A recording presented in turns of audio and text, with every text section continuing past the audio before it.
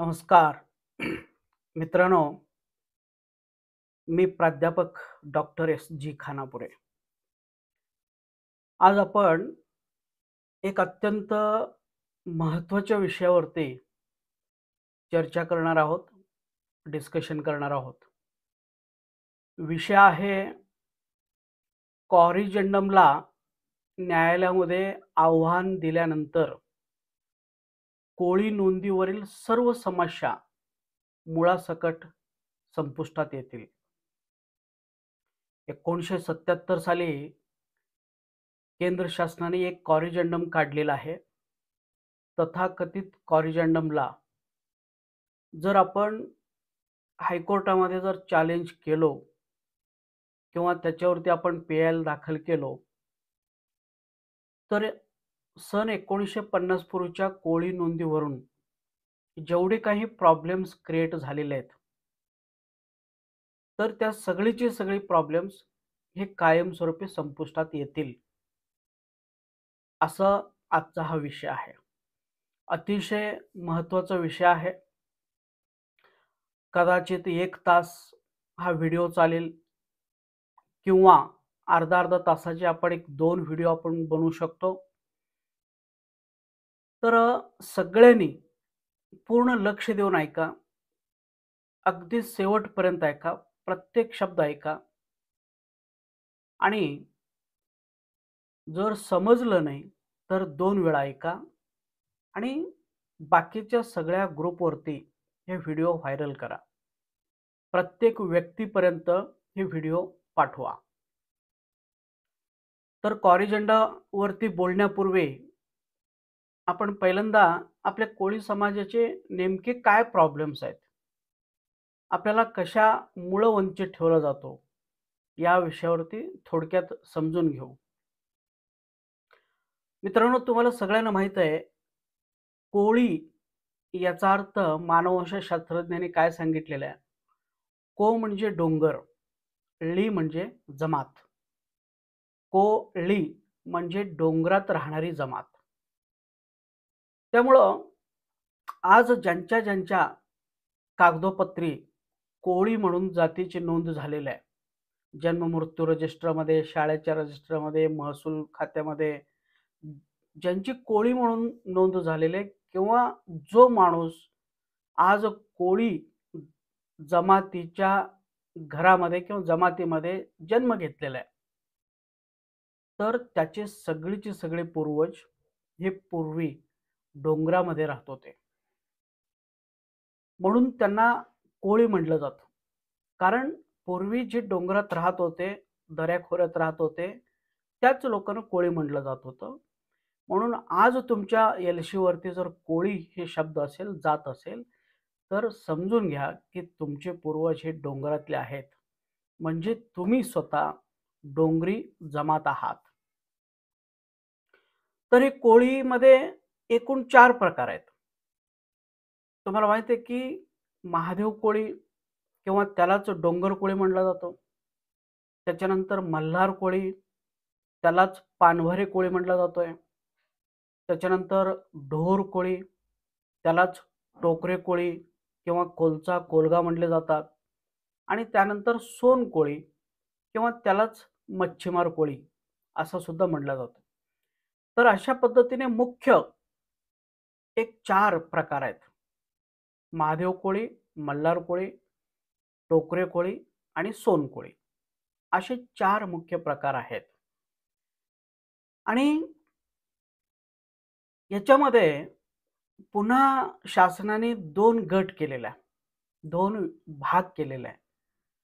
कसं? की फिशरमॅन कोळी आणि ॲग्रीकल्चर कोळी असं 2 प्रकार झालेले आहे.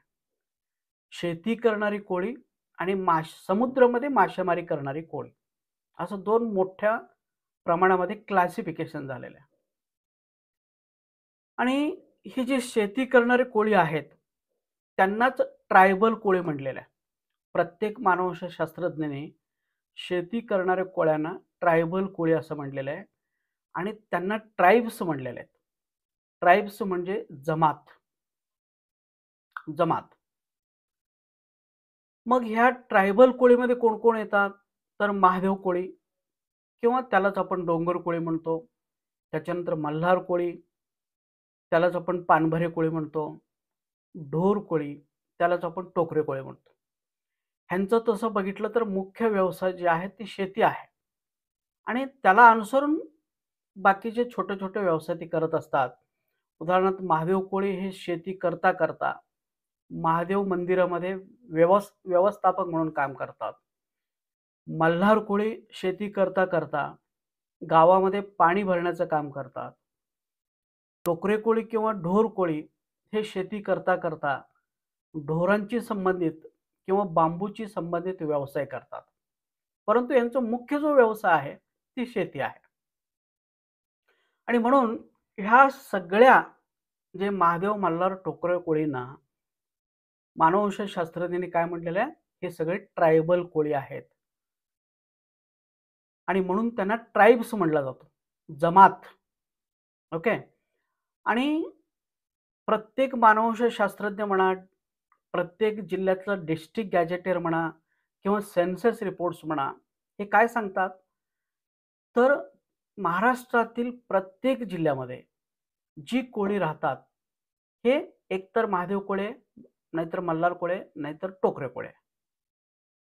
बरोबर? तर महाराष्ट्रातले प्रत्येक जिल्ह्यामध्ये जी कोळी तुम्हाला दिसतात, तर एकतर महादेव, मल्हार किंवा टोकरे कोळी आहेत. ओके. तर इथं आणखीन एक जो प्रकार केलेला आहे त्यांनी, ते म्हणजे फिशरमॅन कोळी. तर फिशरमॅन कोळी याचा अर्थ काय? समुद्रामध्ये जी मासेमारी करतात वंश परंपरेने, त्यांना फिशरमॅन कोळी म्हटलं जातं. आणि ह्यांना मानववंश शास्त्रज्ञांनी काय केलं? नॉन ट्रायबल कोळी असं म्हटलेलं आहे. किंवा केंद्र शासन, राज्य शासनाने काय म्हटलेलं आहे ह्यांना? नॉन ट्रायबल कोळी. म्हणजेच जात. ह्यांना जातीमध्ये कन्वर्ट केलेलं आहे. ह्यांना जात म्हटलं जातं आणि शेती करणाऱ्यांना जमात म्हटलं जातं. खरं म्हणजे कोळींचं जर आपण इतिहास बघितलं तर सगळी कोळी एकच आहेत. ह्याच्यामध्ये नॉन ट्रायबल, ट्रायबल असं काहीच नाही. सगळी ट्रायबल कोळी आहेत. परंतु काही अलीकडच्या मानववंश शास्त्रज्ञांनी म्हणा, केंद्र शासन म्हणा, RGI म्हणा, तर ह्या लोकांनी काय केलं? 2 प्रकार केलेले आहेत. की शेती करणारे कोळी हे ट्रायबल कोळी आहेत आणि समुद्रामध्ये मासेमारीचे व्यवसाय करणारे कोळी हे नॉन ट्रायबल आहेत. आणि शेती करणाऱ्यांना जमात म्हटलं जातं, ट्राईब म्हटलं जातं आणि मासेमारी करणाऱ्यांना काय म्हटलं जातं? कास्ट, जात म्हटलं जातं. तर तुम्ही कुठल्याही जिल्ह्याचा जर गॅजेटरी बघितला, आता उदाहरणार्थ सोलापूर जिल्ह्याचा जर तुम्ही बघितला, तर तिथं सगळीकडे ट्रायबल कोळी, ट्रायबल कोळी, ट्रायबल कोळीच हा शब्द वापरलेला आहे.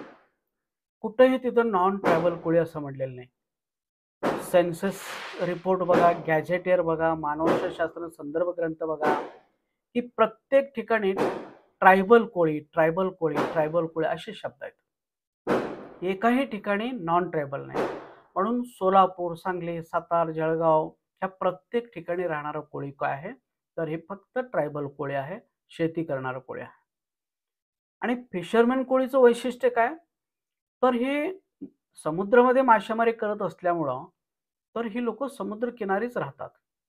समुद्र किनाऱ्याच्या व्यतिरिक्त तुम्हाला महाराष्ट्रातील इतर जिल्ह्यामध्ये दिसणार नाही. तुम्हाला कोल्हापूरमध्ये सोनकोळी दिसणार नाही किंवा मराठवाड्यामध्ये सोनकोळी तुम्हाला दिसणार नाही. कारण हे समुद्रामध्येच काम करत असल्यामुळं, मासेमारी करत असल्यामुळं ती समुद्र किनारीच राहतात, साहजिकच. तर हे सोनकोळी जे ग्रुप आहे, ज्याच्यामध्ये ख्रिश्चन कोळी, आगरी कोळी, खारवा, खारवी, वैती, मांगेला ही जी आहेत ना, तर त्या लोकांना नॉन ट्रायबल कोळी म्हटलेलं आहे, कास्ट म्हटलेलं आहे. ॲक्च्युअली हे चुकीचं आहे. सगळी कोळी हे ट्राइबच पाहिजे होते. परंतु शासनाने स्वतःच्या सोयीसाठी 2 भाग केलेले आहे. एकाला ट्राइब म्हटलेलं आहे, एकाला कास्ट म्हटलेलं आहे. ओके. तर अशा पद्धतीने महाराष्ट्रामध्ये कोळ्यांच्यामध्ये 2 क्लासिफिकेशन आहे. एक शेती करणारी कोळी आणि एक मासेमारी करणारी कोळी.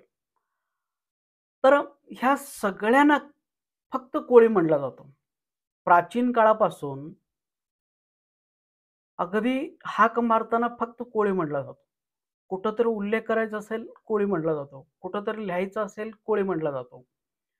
असं बाबा महादेव कोळी, मल्हार कोळी, टोकरे कोळी, सोनकोळी, मच्छीमार कोळी असं कधीही म्हणलेलं नाही. तुम्ही जर गेलात ते कोळ्यानं बोलो किंवा ते इथं कोळ्यांची घरं आहेत. असं म्हणत नाही, इथं टोकऱ्यांची कोळ्यांची आहेत, इथं सोनकोळ्यांची घरं आहे. फक्त कोळी. त्यामुळं प्रत्येक कोळी जे आहेत, ते ट्रायबल कोळी असो, नॉन ट्रायबल कोळी असो, शेती करणारे असो किंवा समुद्रामध्ये मासेमारी करणारे असो, तर हे सगळ्यांच्या उल्लेख प्राचीन काळापासून फक्त कोळी म्हणून केला जातो. हाक मारताना फक्त कोळी म्हणून हाक मारला जातो. कुठेही लिखाण करताना फक्त कोळी म्हणून लिखाण केलं जातं. म्हणून लक्षात घ्या, कोळी ही जी शब्द आहे, हे सगळ्यांच्यासाठी जेनेरिक टर्म म्हणून वापरला जाणारा शब्द आहे. सगळ्यांच्यासाठी एक मेन ट्राइब म्हणून वापरला जाणारा शब्द आहे. जसं समजा एका घरामध्ये 10 सदस्य असतील आणि त्यांचं आडनाव समजा पाटील असेल, तर सगळ्यांना पाटील म्हटलं जातं. हा पाटलांचा पोरगा, हा पाटलांचा अमुक, तो पाटलांचा तमुक. पाटील या आडनावाने ती ओळखले जातात. तसं ही सगळीची सगळी कोळी पूर्वीपासूनच फक्त कोळी म्हणून ओळखले जातात. ओके. म्हणून लक्षात घ्या, कोळी ही एक मेन ट्राइब आहे. कोळी ही वेगळं काही नाही आहे. कोळी त्याला स्वतंत्र अस्तित्व नाही आहे. जसं पाटील ह्याला स्वतंत्र अस्तित्व नाही. बरोबर? एक आडनाव आहे. सगळ्यांना कॉमनली लागू पडणारं आडनाव आहे. तसं कोळी ही स्वतंत्र जात नाही, स्वतंत्र जमात नाही, स्वतंत्र अस्तित्व नाही. कोळी हे जे आहे, हे ह्या सगळ्यांना कॉमनली बोलवण्यात येणारा, नमूद करण्यात येणारा एक शब्द आहे किंवा त्याला मेन ट्राइब म्हटला जातो. Main tribe.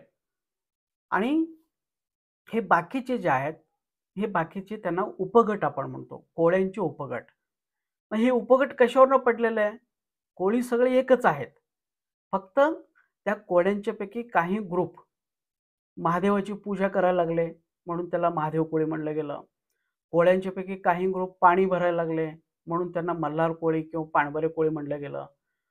कोळ्यांच्यापैकी काही ग्रुप, फॅमिली हे डोंगरामध्ये राहायला लागले, त्यांना डोंगर कोळी म्हणलं गेलं. काही समुद्रामध्ये मासेमारी करायला लागले, त्यांना मच्छीमार कोळी म्हणलं गेलं. काही बांबूशी संबंधित व्यवहार करायला लागले, म्हणून त्यांना टोकरे कोळी म्हटलं गेलं. अशा पद्धतीने ही सगळी कोळीच आहेत. पण ते वेगवेगळे व्यवसाय करत असल्यामुळं त्या व्यवसायावरून त्या ग्रुपला ती लोकांनी दिलेली ती वेगळी नावं आहेत. तसं एकच बापाचे समजा 4 मुलं असतील, तर एकटा जर समजा शिक्षक असेल, एकटा डॉक्टर असेल, एकटा कलेक्टर असेल, एकटा शेतकरी असेल, तर त्यांना वेगवेगळ्या नावाने लोकं हाक मारतात. जो शिक्षक आहे त्याला मास्तर म्हणतात. मास्तर आला का, मास्तर गेला का. जो इंजिनियर असेल त्याला इंजिनियर म्हणून हाक मारतात. जो कलेक्टर असेल त्याला साहेब, साहेब म्हणतात. जो शेतकरी असेल तो शेतकरी म्हटला जातो. पण आहे ते कोण? एकच बापाचे 4 लेकरं आहेत ते. एकच बापाचे 4 मुलं आहेत ते. फक्त ते व्यवसाय वेगळे करायला लागले. ती नोकरी वेगळ्या क्षेत्रामध्ये करतात आणि म्हणून त्या कामावरून त्यांना लोकं कुणाला मास्तर म्हणतात, कुणाला इंजिनिअर म्हणतात, कुणाला साहेब म्हणतात, कुणाला शेतकरी म्हणतात. तसं हे सगळे कोळी एकच आहेत. त्यामुळं फक्त व्यवसायावरून त्यांना वेगवेगळे नावं दिलेले आहे. म्हणून ह्यांना सगळ्यांना कोळी म्हटलं तरी काय फरक पडत नाही किंवा काही लोकांना महादेव कोळी म्हटलं तरी फरक पडत नाही, मल्हार कोळी म्हटलं तरी फरक पडत नाही, टोकरे कोळी म्हटलं तरी काय फरक पडत नाही. कारण हे सगळी एकच आहेत. ओके. त्याच्यानंतर शासनाने काय केलं बघा, कोळ्यांच्यामध्ये 2 कॅटेगरी तयार केली. कोळ्यांना 2 कॅटेगरीमध्ये, संवर्गामध्ये त्यांनी क्लासिफाय केलं. राज्य शासनाने काय केलं, 1967 मध्ये अनुक्रमांक 78 वरती कोळी हे शब्द टाकलं. आणि अनेक सुप्रीम कोर्टाने, हायकोर्टाने किंवा वेगवेगळ्या ठिकाणी असं म्हणलेलं आहे, की हे 78 क्रमांकावरचं कोळी म्हणजे हे मच्छीमार कोळी आहे किंवा सोनकोळ्यांचा ग्रुप आहे. जे मासेमारी करतात, ते व्यवसायाच्या बेसिसवरती त्यांना ओबीसीमध्ये टाकलं. जसं सोनार, कुंभार, सुतार, लोहार हे व्यवसाय करतात आणि त्यांना ते ओबीसीमध्ये टाकण्यात आलेले आहे. ओबीसी ही व्यवसायाची कॅटेगरी आहे. तसं कोळ्यांच्या पैकी जे मच्छीमारीचे व्यवसाय करतात, मासे पकडणे, मासे विकणे, तर अशा लोकांना काय केलं त्यांनी ओबीसीमध्ये टाकलेलं आहे. त्याच्यावरती अनेक पुरावे आहेत, अनेक जजमेंट्स आहेत. त्याच्यानंतर केंद्र शासनाने काय केलं? 1976 मध्ये एक लिस्ट तयार केली. म्हणजे आता जो रिसेंट लिस्ट तयार आहे ते. तसं बघितलं तर 1921, 1936, 1942, 1950, 1962 अशा अनेक लिस्ट झालेल्या आहेत. 56, 62 वगैरे, वगैरे. परंतु आत्ता जे सध्या चालू आहे, तर 1976 ची लिस्ट चालू आहे आणि त्याच्यामध्ये केंद्र शासनाने 28 क्रमांकावरती कोळी, कॉमा, ढोर, कॉमा, टोकरे कोळी, कॉमा, कोलचा, कॉमा, कोलगा, कॉमा. त्याच्यानंतर 29 वरती कोळी महादेव, कॉमा, डोंगर कोळी आणि 30 वरती कोळी मल्हार. अशा पद्धतीने ही जी शेती करणारी जी कोळी आहेत, ज्यांचा मुख्य व्यवसाय शेती आहे, त्या शेती करणाऱ्या कोळ्यांना केंद्र शासनाने काय केलं? ट्रायबल कोळी समजून किंवा ट्राइब्स समजून, जमात समजून, जमातीची दर्जा त्यांना देऊन त्यांना काय केलं? अनुसूचित जमातीच्या यादीमध्ये 1976 मध्ये समाविष्ट केलेलं आहे. ओके. आता मग पुढं काय झालं बघा, की ही सगळी जी कोळी आहेत, म्हणजे शेती करणारे कोळी, मासेमारी करणारे कोळी किंवा ट्रायबल कोळी, नॉन ट्रायबल कोळी, ह्या सगळ्यांची जी नोंदी झालेल्या आहे 1950 पूर्वी, ते फक्त कोळी म्हणून झालेले आहे. आजोबांचे, पणजोबांचे सगळं इंग्रज काळामध्ये सगळ्यांची नोंदी जन्म-मृत्यूमध्ये, शाळेच्या रजिस्टरमध्ये सगळीकडेच कोळी म्हणून झालेलं आहे. त्याचं कारण असं, की ब्रिटिश काळामध्ये भारत जेव्हा स्वतंत्र झालं नव्हतं, तेव्हा कायदे होते. तर त्या कायद्यामध्ये काय सांगितलेलं आहे, की जनगणना आयोगाकडं जाती-जमातींचे हिशोब ठेवण्याचा अधिकार आहे. Census department. त्यामुळं जनगणना आयोग जसा आदेश करेल, तसंच जाती-जमातींची नोंदी करा आणि सगळीकडे नोंदी करायची. महसूल विभागामध्ये, शाळेमध्ये, जन्म-मृत्यू रजिस्टरमध्ये जिथं-जिथं लागतात त्या-त्या ठिकाणी सगळीकडं जनगणना आयोग जसं सांगेल तसं नोंदी करायची. मग आपण 1901 आणि 1911 चं जर आपण बघितलं, तर तिथं स्पष्ट आदेश होते, की कोळ्यांच्या बाबतीत उपगट लिहू नका. फक्त कोळी म्हणून मेन ट्राइब लिहा. त्यामुळे 1901 ते 1911 म्हणजे 1920 पर्यंत हे सगळी कोळी नोंदी झालेल्या आहे. त्या काळच्या सगळ्या लोकांचं जर तुम्ही बघितला, जन्म-मृत्यू रजिस्टरमध्ये, शाळेच्या प्रवेश रजिस्टरमध्ये, महसूल विभागामध्ये, अमुक-तमुक जिथं-जिथं नोंदी झालेल्या त्या सगळ्या कोळी झालेल्या आहेत.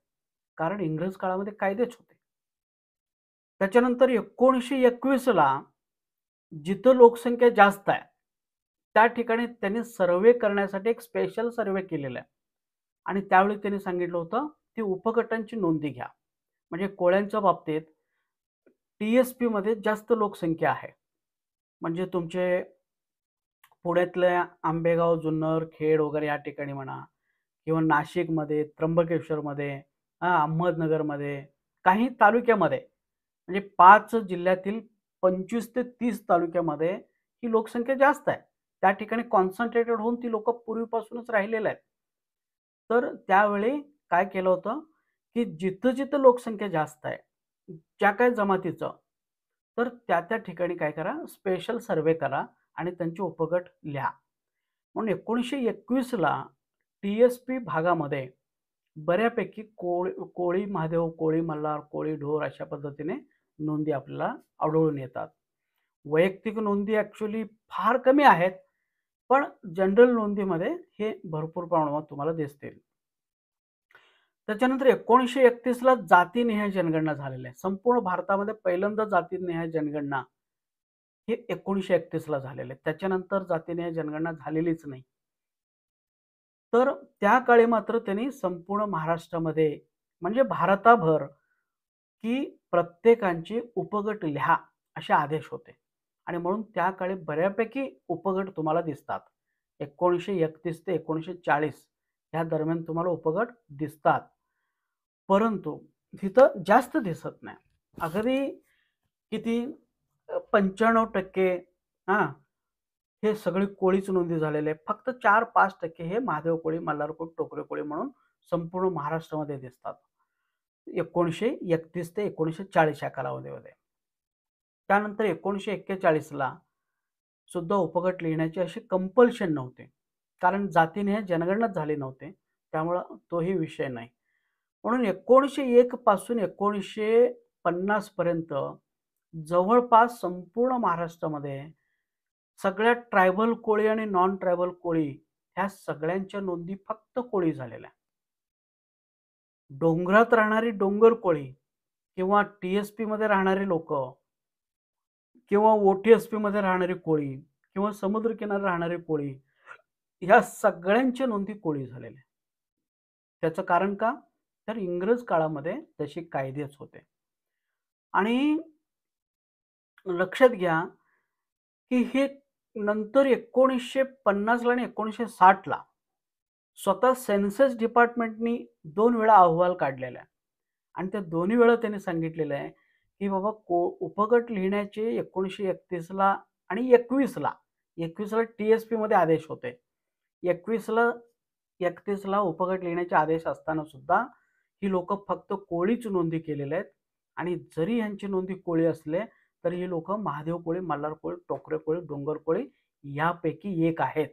असं स्पष्ट त्यांनी स्वतः जनगणना आयोगाने अहवाल सबमिट केलेले शासनाला.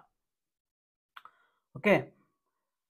म्हणून लक्षात घ्या, की आपली जरी नोंदी कोळी असले, तरी कोळी नावाचा असा वैयक्तिक स्वतंत्र जात किंवा जमात तशी नाही आहे.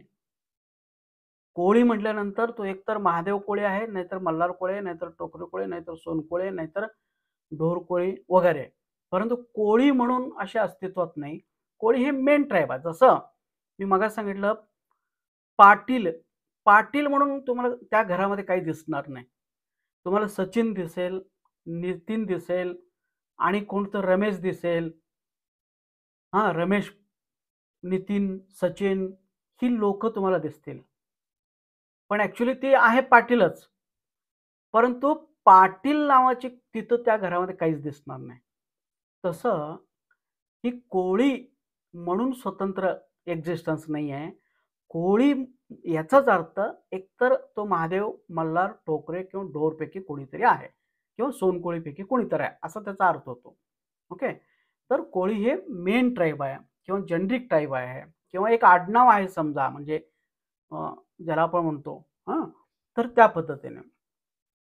परंतु इथं कोळी नोंदी हे जनगणना आयोगाच्या आदेशानुसार झालेलं आहे आणि जनगणना आयोगाच्याच आदेशानुसार किंवा अहवालानुसार जरी आपली नोंदी कोळी असले तरी आपण कोण आहे तर आपण महादेव कोळी, मल्हार कोळी, टोकरे कोळी यापैकी कोणीतरी आहे.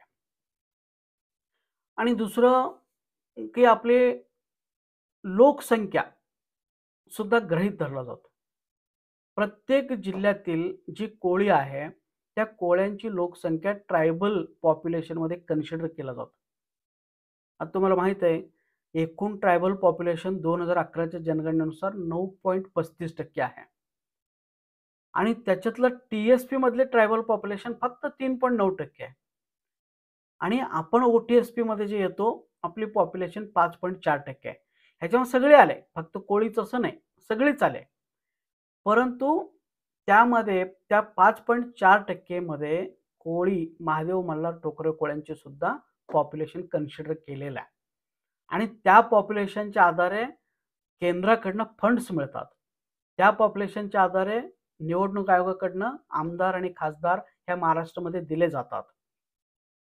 तुम्हाला माहित आहे की 9.35% फंड ह्या आदिवासी विकास विभागाला प्रत्येक वर्षी दिला जातो. त्याच्यानंतर 25 MLA दिले जातात. 4 खासदार दिले जातात. कारण का? तर आपली लोकसंख्या त्याच्यामध्ये कन्सिडर केलेलं आहे.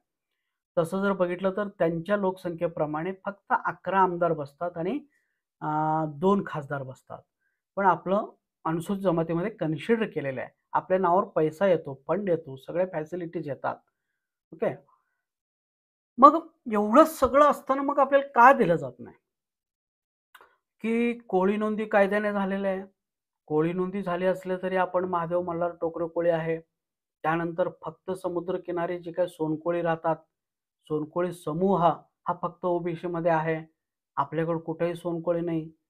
मग असं सगळं असताना सुद्धा मग आपल्याला एस-टीची फॅसिलिटी का दिलं जात नाही? काय प्रॉब्लेम आहे?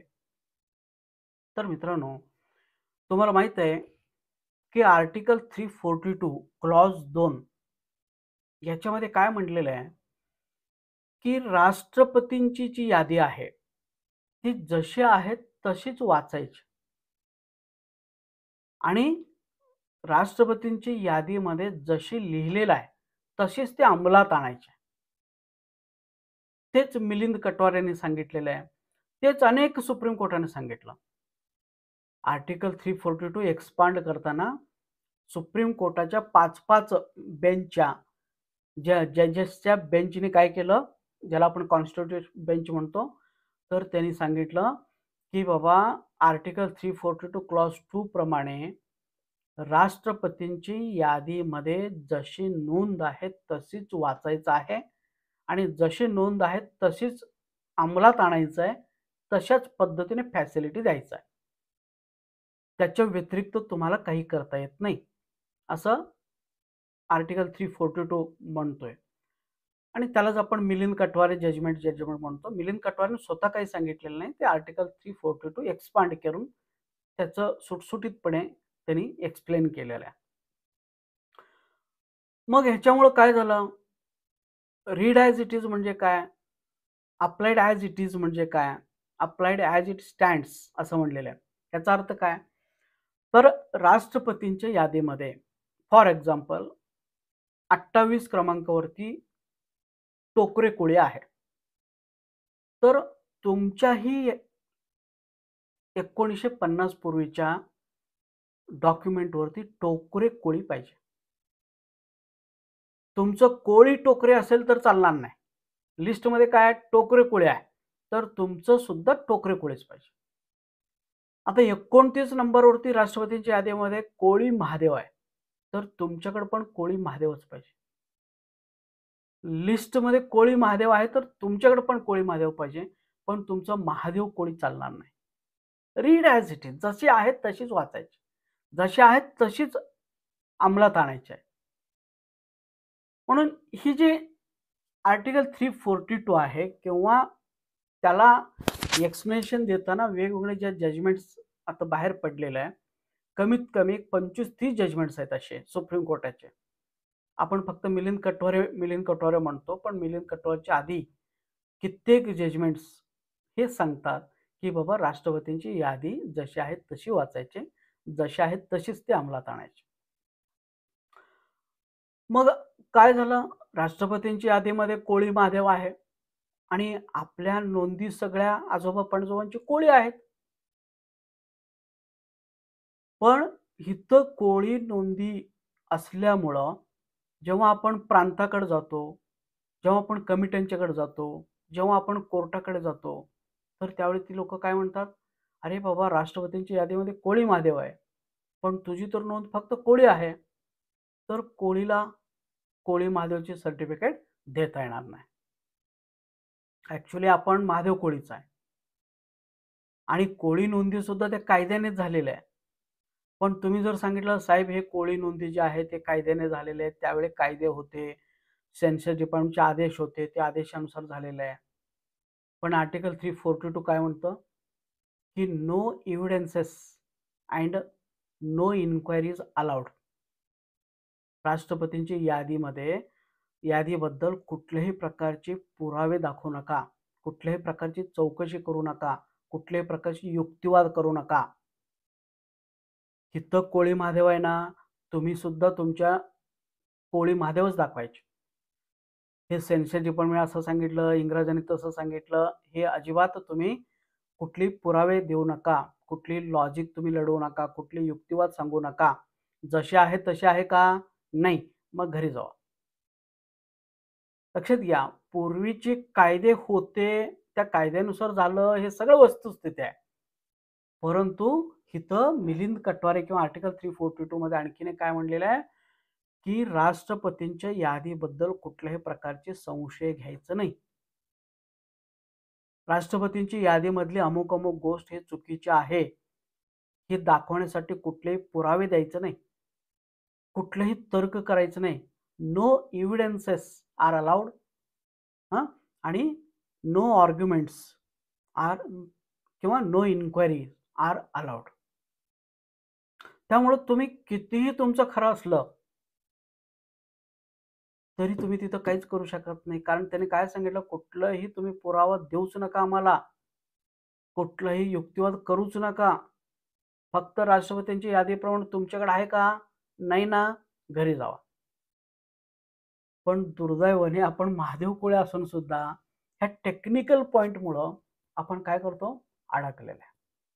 ते सरळ सरळ सांगतात की ओबीसीची लिस्ट जी आहे, तर ओबीसीच्या लिस्टमध्ये 1967च्या 78 क्रमांकावरती काय आहे, कोळी आहे आणि तुमची नोंद कोळी आहे आणि म्हणून तुम्ही कोळी आहे. पण कितीतरी सुप्रीम कोर्टाने सांगितलं, ती कोळी म्हणजे मच्छीमार कोळी आहेत. ती कोळी म्हणजे समुद्रकिनारी मासेमारी करणारे कोळी आहेत. पण इथं मिलिंद कटवारे काय म्हणतं, काही लॉजिक सांगू नका, काही तर्क सांगू नका, कुठलेही पुरावे देऊ नका. काय कोर्टाने म्हटलं आणि कुठले काय लिहिलेले गॅजेटमध्ये काय लिहिलं, सेन्ससमध्ये काय, काही बोलू नका. 28 क्रमांकावर कोळी किंवा 78 क्रमांकावर कोळी आहे ना ओबीसीच्या यादीमध्ये, तुमची नोंद कोळी आहे ना, मग तुम्ही कोळी आहे, तुम्ही ओबीसीतला आहे. इथं एसटीच्या लिस्टमध्ये कोळी आहे का? नाही, मग तुम्ही एसटी नाही. पुन्हा आता अलीकडे काय चालू झालं, 1994 पासून एसव्हीसीची लिस्ट तयार झाली. मग एसव्हीसीच्या लिस्टमध्ये पुन्हा कोळी आहे. मग पुन्हा ती लोक म्हणतात, प्रांत म्हणतो तुम्ही एसव्हीसीचे लोक आहे, कारण एसव्हीसी मध्ये कोळी आहे, तुमची नोंदी कोळी आहे. आता एसव्हीसीची यादी तयार करताना मंत्रिमंडळाने स्पष्टपणे सांगितलेलं आहे की फक्त 2.5 ते 3 लाख सोन कोळ्यांच्यासाठी ही एसव्हीसीची यादी आहे. एसव्हीसीची यादी फक्त सोनकोळी ग्रुपसाठी आहे आणि ते पण 2.5 ते 3 लाख पर्यंत लोकांसाठी आहे. पण मिलिंद कटवारे काय म्हणतो, तुम्ही काही बाकीचे पापड पसार लावू नका. बरोबर, एसव्हीसी मध्ये कोण आहे, काय काय सांगू नका. तिथं कोळी आहे आणि तुमच्यामध्ये कोळी आहे, विषय संपला, तुम्ही एसव्हीसीतली लोक आहे. एवढं सगळं आपण काय झालं, सगळं आपल्या बाजूने आहे, सगळं काही आपल्या बाजूने आहे. परंतु ही टेक्निकल पॉइंटवरती आपण अडकलो. ह्या कोळी नोंदी, त्या read as it is, apply as it is, ह्या जे शब्द आले, तर त्याच्यामुळं मित्रांनो आपण ॲक्च्युअली अडकलेलं आहे आणि म्हणून अनेक वर्षापासून आपण वंचित आहोत. तर हा प्रश्न कसा आपण सोडवायचा, कसं सोडवता येईल, तर त्याचे वेगवेगळे मार्ग आहेत. एकतर मी तुम्हाला सांगितलं की जर समजा आपण शासनावरती दबाव आणून एखादा निवृत्त न्यायाधीशाच्या अध्यक्षतेखाली एखादी कमिटी आपण नेमून घेतलो, तर त्या कमिटीच्या समोर ही सगळी वस्तुस्थिती जर आपण आणलो की बाबा कोळी नोंदी का झालेल्या आहे, सेन्सस डिपार्टमेंटचे आदेश कसे होते, संपूर्ण महाराष्ट्रामध्ये टीएसपी ओटीएसपी कोस्टलमध्ये कशी नोंदी झालेल्या आहेत, त्यानंतर कोळी नोंदी असलं तरी आम्ही महादेव मल्हार टोकरे कोळे असल्याचे जनगणना आयोगाचे हे अहवाल आहेत, म्हणून आम्ही महादेव मल्हार टोकरे कोळे आहे. आणि ओबीसी मध्ये कोणाला ऍड केलं किंवा एसबीसी मध्ये कोणाला ऍड केलं, तर ही सगळी तुम्ही बरेचसे कुठलं TRTI पुणेने सुप्रीम कोर्टामध्ये सादर केलेली काउंटर ॲफिडेविट फाईल आहे, माधुरी पाटलाचे जजमेंट आहे, अनेक जजमेंट्स आहेत, अनेक पुरावे आहेत, अनेक मानवशास्त्रज्ञांचे संदर्भ ग्रंथ आहे. ते काय सांगतात, की फक्त फिशरमॅन कोळी जे आहेत किंवा सोनकोळींचा ग्रुप जो आहे, तर त्याला फक्त काय केलं, व्यवसायाच्या बेसिसवरती ओबीसीमध्ये टाकलेलं आहे. तर ही जी मुद्दे जर आपण त्या कमिटीच्या समोर व्यवस्थितपणे क्लिअर करून दिलो, कोळी नोंदी कायद्याने झालेल्या आहे. कोळी नोंदी असले तरी आम्ही महादेव मल्हार टोकरे कोळी आहे आणि आम्ही ओबीसीतली कोळी नाही. एवढं 3 मुद्दे जर आपण व्यवस्थितपणे दिलो असतो, कमिटीचा रिपोर्ट तयार झाला असता आणि ते कमिटीचा रिपोर्ट जे आहे, ते शासनावरती आणि कोर्टावरती बंधनकारक झाला असता आणि एकदा तो रिपोर्ट आलं, नंतर कोर्ट ते मान्य केलं असतं. कारण जोपर्यंत रिपोर्ट नाही, तोपर्यंत कोर्ट फक्त त्या काय करणार, लिस्टच बघणार. पण एक स्पेशल रिपोर्ट आहे म्हटल्यानंतर, तर त्याला कोर्टाला ते मान्य करावं लागतं. तर ह्याच्यातनं झालं असतं, परंतु आपलं दुर्दैव असं, की आपल्यातलंच काही लोकांनी ती कमिटी स्थापन करू नका, स्थापन करू नका म्हणून दंगा केली आणि त्याच्यानं ती कमिटी रद्द झाली. हा एक भाग आहे प्रश्न सोडवण्याचा, की कमिटी जर स्थापन झाली प्रामाणिकपणे, हां, दिखाऊसाठी नाही. हरदास कमिटी हा दिखाऊसाठी होता. पण प्रामाणिकपणे जर त्यांना प्रश्न सोडवायचा असेल, तर कमिटी तुम्ही स्थापन करा. हे सगळे पुरावे बघा आणि त्यानंतर तुम्ही निकाल घ्या. अ, निकाल द्या. असा तो प्रकार होता. पण दुर्दैवाने कमिटी स्थापन झालेली नाही आणि होणार पण नाही.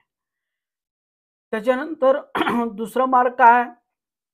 तर आदिवासी संघटना, आदिवासी आमदार यांना भेटून त्यांना व्यवस्थितपणे समजून सांगून, "अरे बाबारे, तुम्ही आम्ही सगळे एकच आहे. हां, आमचे हे सगळे पुरावे तुम्ही बघा. कारण नसताना तुम्ही आमच्यावरती अन्याय करता. आमच्या नावावरचं तुम्ही फंड पण घेता, आमदार पण घेता." हे सगळं आपण त्यांना समजून सांगून, त्यांच्याकडनं सुद्धा आपण काम करून घेऊ शकलो असतो आणि आपण तो प्रयत्न केलेला आहे. टी-एस-पी क्षेत्रातले संघटनेला आपण भेटलेलं आहे.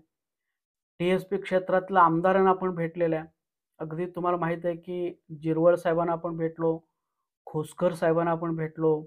त्यांना अडीच-अडीच तास आपण तो विषय समजून सांगितलेला आहे आणि त्यांनी दरवाजा बंद करून ते ऐकलेलं आहे. त्यांना तो पूर्ण पटलेलं आहे, मान्य झालेलं आहे आणि त्यांनी हेही सांगितलं होतं, "तुम्हाला द्यायला आमचं काही ना नाही. हे सगळे पुरावे सांगतात, की तुम्ही महादेव मल्हार टोकरे कोळी आहे." त्यांनी स्वतः मान्य केलं. फक्त त्यांनी एक म्हटलं होतं, की "बाबा, हे सगळं जो काही पुरावा आहे, मी सगळी प्रिंटआउट काढतो, आमच्या लोकांना देतो, सगळ्या आमदारांना देतो, संघटनेतल्या प्रतिनिधींना देतो आणि त्यानंतर मग आपण एक मीटिंग घेऊ संयुक्त. दीपावलीनंतर एक मीटिंग घेऊ आणि त्यानंतर त्या मीटिंगमध्ये सगळं आपण चर्चा करू आणि तुमचं काम आपण संपवून टाकू.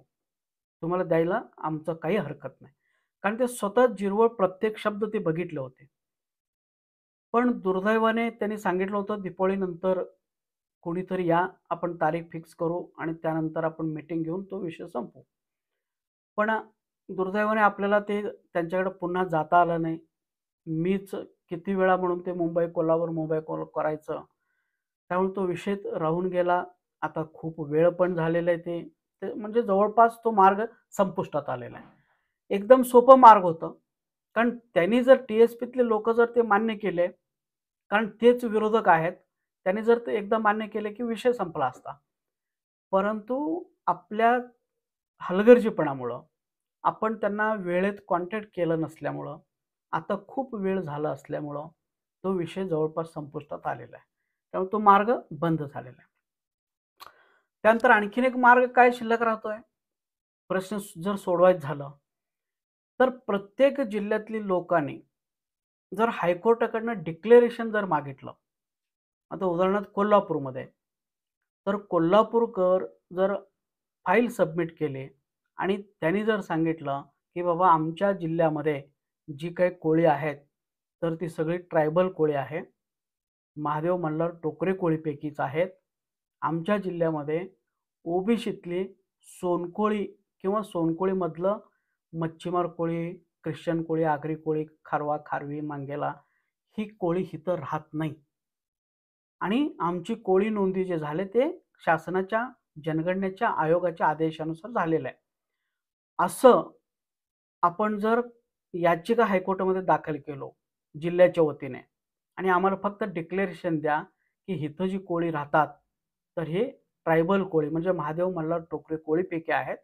परंतु जनगणना आयोगाच्या आदेशानुसार यांची नोंदणी कोळी झालेली आहे आणि या जिल्ह्यामध्ये सोनकोळी समूह इथं राहत नाही.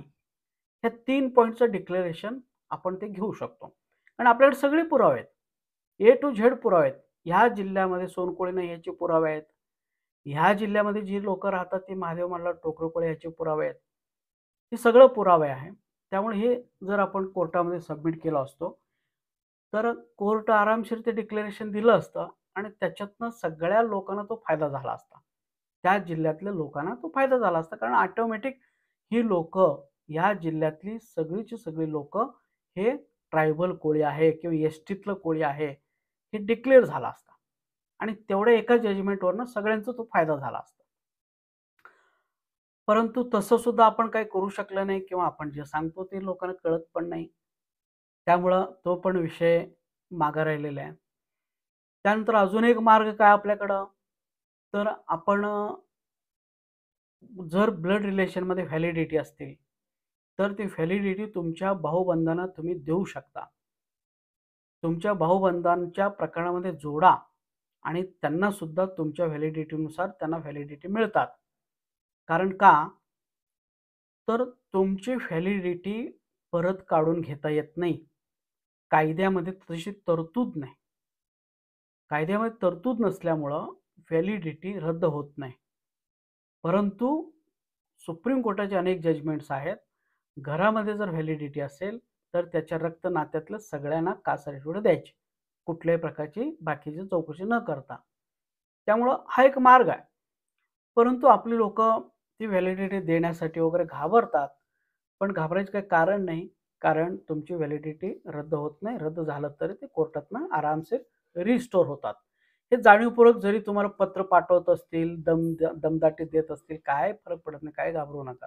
कारण कायद्यामध्ये तरतूदच नाही. फक्त त्यांना कास्ट सर्टिफिकेट रद्द करण्याची तरतूद आहे. व्हॅलिडिटी रद्द करण्याची तरतूद नाही. कारण का?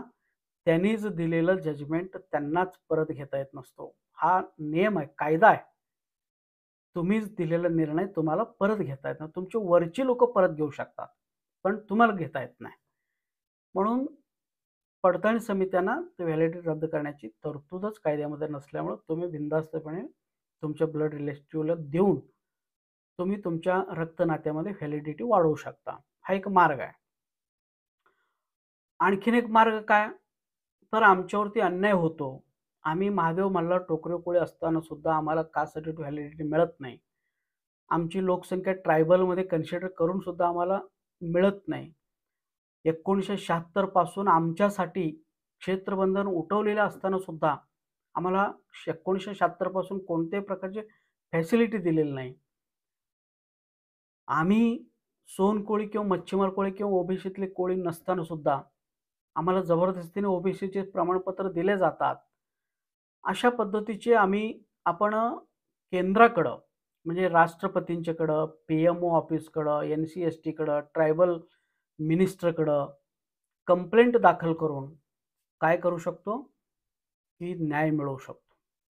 ते लगेच काय करतात ते चौकशीला लावतात आणि आपण कंप्लेंट दाखल केलेला आहे आणि त्याची प्रोसिजर पण चालू आहे. परंतु हे सगळे मुद्द्यावरती कंप्लेंट करायचं झालं, तर मग पुन्हा ते वकील शोधा, मग पुन्हा पिटिशन टाइपमध्ये लिहा. हा सगळा प्रोसिजर थोडंसं कसं आहे, खर्चिक आहे, लेंदी आहे. पण जेवढं शक्य आहे आपल्याला, तेवढं आपण ती कंप्लेंट दाखल केलेलं आहे. आणखीन एक सगळ्यात महत्त्वाचं काय आहे, तर ते म्हणजे अनुसूचित जमातीच्या यादीमध्ये 1976च्या अनुसूचित जमातीच्या यादीमध्ये कोळी आज अखेर आहे आणि सेंट्रल गव्हर्नमेंटनी जे 1977ला कॉरिजंडा पारित केलं होतं, ज्याच्यामध्ये कोळी कॉमा ढोर शुड बी रीड ॲज कोळी ढोर असं म्हटलं होतं, ते फेक आहे. कॉरिजंडा फेक आहे. हे जर आपण सिद्ध केलं, तर मात्र आपल्याला प्रचंड फायदा होणार आहे. सगळेचे सगळे प्रश्न संपुष्टात येणार आहे. आणि हे कसं होणार आहे? कॉरिजंडा कसा फेक आहे? ह्याच्यावरती कमीत कमी एक 8-10 मी व्हिडिओ बनवणारच आहे. थोडंसं वेगळं कामात बिझी आहे. मध्यंतरी काही लोकं घोळ केले. 1-2 व्हिडिओ ऐकून लगेच त्यांनी कोर्टामध्ये घेऊन गेले. तो सगळा विषय खूप मोठा विषय झाला तुम्हाला माहीत आहे. त्यामुळं म्हटलं अर्धवट लोकं काही करून जर समाजाला नुकसान करत असतील, तर आपण थांबलेलं बरं म्हणून आपण ते थांबलो होतो. परंतु आत्ता आपण अंतिम टप्प्यात आलेलं आहे. ते पिटिशन आपण दाखल करतो. त्यामुळं ती इथून पुढं सगळे डिटेलमध्ये त्या व्हिडिओज मी तुम्हाला देणार आहे. तरीसुद्धा थोडक्यात हा विषय काय आहे? आणि ह्या विषयाला कोर्टामध्ये घेऊन जाण्यासाठी आपण काय केलं पाहिजे? आणि कॉरिजेंडा हा फेक जर ठरला, तर आपले काय-काय फायदे होणार आहेत? तर हा जो भाग आहे, आपण पुढच्या व्हिडिओमध्ये बघू. कारण आता जवळपास 50 मिनिटं झाले, 45-50 मिनिट झाले. इथं मी थांबवतो आणि पुढचा जो व्हिडिओ आहे, अतिशय महत्त्वाचा आहे. हा भाग 5 आहे. ह्याच्यापूर्वी 4 मी टाकलं होतं आणि पुढचा जो व्हिडिओ आहे, ते भाग 6 असणार आहे. 6 व्हिडिओ तुम्ही कंपल्सरी बघायचे. 5 आणि 6 कंपल्सरी बघायचं आहे आणि सगळ्यांना फॉरवर्ड करायचं आहे. तर भाग 6 मध्ये हे कॉरिजेंडा फेक कसा आहे, कोळी एस-टीमध्ये कसं आहे आणि कॉरिजेंडाला आपण चॅलेंज कसं करायचं आणि त्यासाठी काय केलं पाहिजे? ह्या विषयावरती आपण समजून घेऊ. इथं आपण थांबू. धन्यवाद.